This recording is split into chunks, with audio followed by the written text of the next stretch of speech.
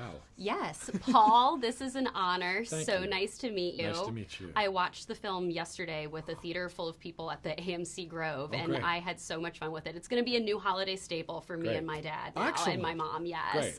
One of my favorite scenes in the film is when Paul is chasing Angus around Barton, and then something happens with Angus, and then the look of shock on your face. I was dying in the theater. Take me back to filming that scene, because Dominic said that you guys had a great time. We did have a good time. I'm not the most, I'm getting on in years. So the running was like, wow.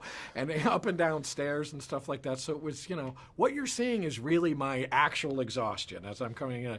No, it was great. And he does that cartwheel. It was invented because it was kind of cartoony. It was great. It was like a crazy cartoon chase. And it took a while to get that stunt right of the guy going over the thing, because it looked too good for a while. And then they had to get the guy so he looked like he was really kind of just kind of flipping over the thing. And I think gradually that shot of my face, Alexander kept moving closer because he was like, I got to get really close. And I was like, wow, you're really close with this, which was fun. So it's cartoony in a way that works still in the movie. It doesn't seem too much. So. Yeah, the shot on the vinyl of the soundtrack is that painting of it. Is that face is a painting of it. Yeah. No, it's really, really cool. I have it at my house. Oh, good. Yeah, the vinyl anyway. Awesome. I remember watching Sideways with my mom back in high school. Oh. And my mom's a big wine person. And I remember Miles's iconic line, "I'm not drinking any fucking Merlot." And then I read that Merlot sales literally went down. Like people were literally like, Miles and Jack knew everything about wine. That's why they did it. So what was your best memory working on Sideways? Because that's always one of my go-to films. Well, it was everything about that thing. I remember every second of making that thing. And a lot of it was Tom was working with him, who's so funny, but he was even funnier off camera than he is on camera, because he's completely unchained off camera. There's no guardrails at all off camera, so he was great. Your relationship with Alexander Payne is an iconic actor and director relationship. That's nice. Yeah, so what is it like coming back and working with him, just knowing that you've done all these other films with him? How is it different for the Holdovers? It was easier. I mean, not that it wasn't easy in the first place, but I never thought I'd make one movie with the guy, let alone two. So it was a pleasure. We don't have to say a whole lot to each other, and it feels just kind of friendly on the set. We can almost just talk about all these other things and then get to the scene and stuff, and it's all super smooth. He's the best director I'm ever going to work with. I'll never work with anybody better than that.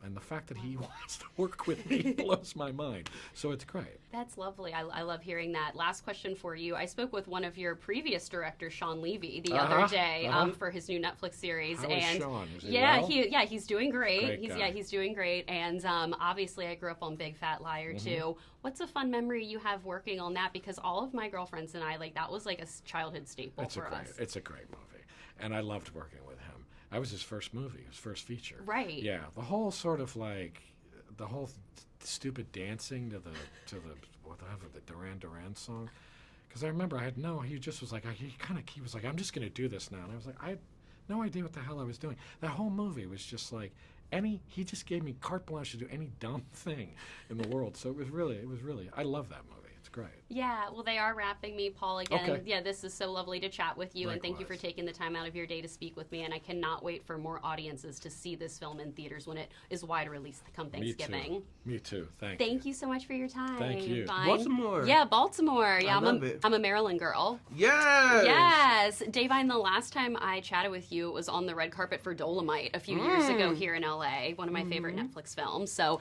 I saw this film yesterday in a crowded theater, and the reactions were so great. I want Mary to be my best friend. She's so sweet, but she has so many emotions that she has to go through with everything in this film. And I think one of the best scenes in the film is, I don't want to give too much away, but when she's giving a special gift to her sister, and the emotions of that scene, I just started completely sobbing. Take me back to just getting in that emotional headspace for where Mary is for the entire film.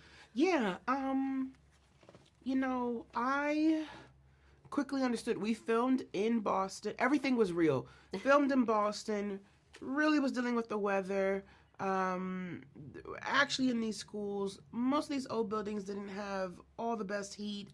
or heated up. You know what I mean? Like, so we were really in it. So in that way, that was one of the greatest supporters to my performance, along with wardrobe and the look and the glasses that I got reminiscent of my grandmother and the glasses that she wore. And so all those things were sensory that I could easily tap in. It helped me tap into her. In regards to going down this journey of a person who's experiencing grief, the beautiful thing that I think people don't understand as much is that grief has many different faces. It's not just super sad. If anything, grief can somewhat make you feel out of control and out of touch because, or like a woman on PMS, right? Where it's like, I don't know what's going on with my body. Hormonally, I'm feeling all these things. It's, you know, it's deeper than that. But you know what I mean? It's a roller coaster ride. And so I just kind of allowed myself to go on that ride and show as many different colors. My goal was to observe and show all the stages of grief throughout this performance from start to finish. And you absolutely did. Thank you. I love it when Mary and Paul are watching the Newlyweds. Yeah. What are those series or films that are your comfort movies or comfort series that you watch to just kind of zone out? Almost every night I go to bed to an old classic movie. It doesn't really matter what. I will turn on Turner Classic Movies and I go to bed to that. There's something very calming about it. There's something about it too that in an interesting way like reinstates my purpose as an actor, because to me those 40s and 50s films, in particular that era, there was such a reverence in the they took great pride into being craftsmen and artists. And I think maybe a part of me always wants to get back to that. And the fashion is also amazing. So half the time I'm pausing and screenshotting it and sitting into my stylist like, we got to figure out how to make this dress. Because, I mean, the production level, which is so amazing. But yeah, I predominantly watch old movies. It's a Wonderful Life is what made me want to be a film critic. And like obviously, and now it's a holiday movie. The Holdovers is now going to be like a holiday staple for me too. Well, Davine, they are wrapping me. I am also obsessed with Destiny and the Idol. Oh, I wanted her. I'm like, I wanted her to kill Tedros so bad. My girlfriend's like, why is it like Destiny needs to come to her rescue? Oh. So appreciate you so much and congratulations. Dominic, congratulations to you. So one of my favorite scenes is when Paul is chasing Angus through the school. The audience and I, we were like dying laughing, and then of course something happens with your character Angus, and we see the look of like shock on Paul's face. But take me back to filming that scene. How many times did you guys have to film that scene running around Barton? I mean, there's multiple different hallways that we used, you know, so it was really a full day of getting all of those shots together.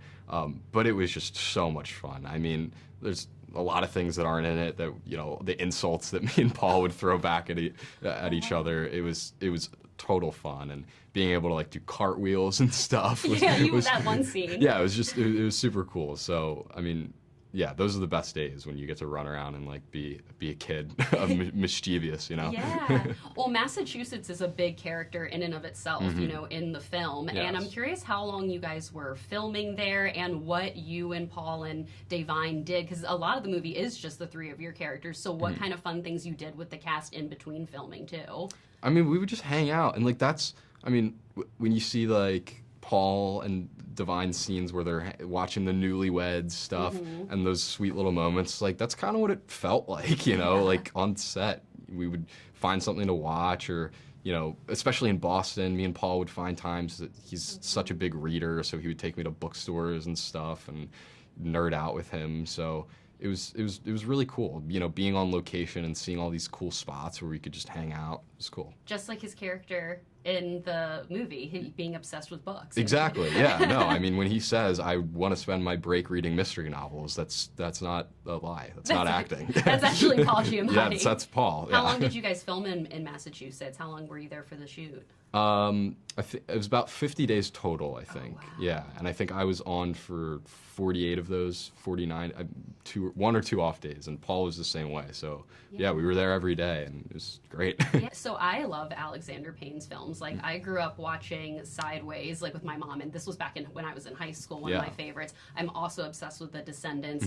I was curious if you had a particular favorite film of his outside of this one, obviously, and just working with him. Obviously, he and Paul have such a great relationship, actor-director relationship already, but what's something that you learned from Alexander Payne that you are going to apply to the rest of your career as an actor?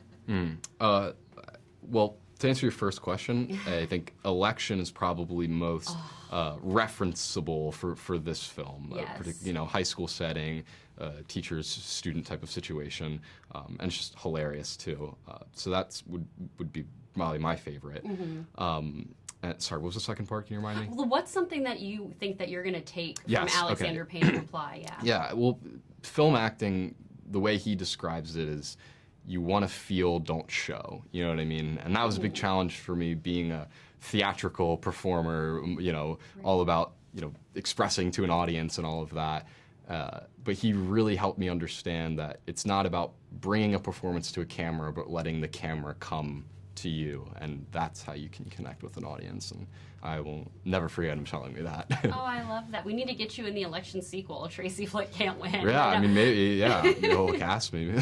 Yeah, well, it was so nice chatting with you, Dominic. Congratulations on this film, and I know it's in select theaters, but I can't wait for more people to see it. It's going to be like a new holiday staple for me and my family. Totally.